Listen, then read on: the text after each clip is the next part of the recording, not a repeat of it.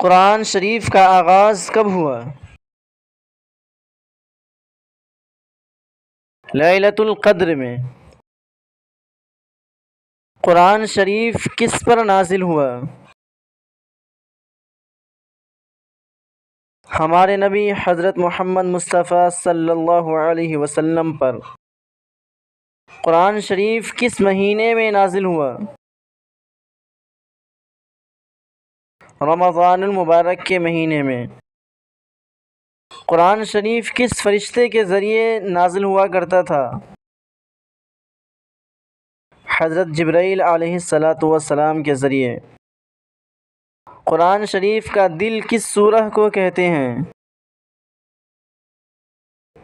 सूरह यासीन को। कुरान शरीफ की ज़ीनत किस सूरह को कहा जाता है?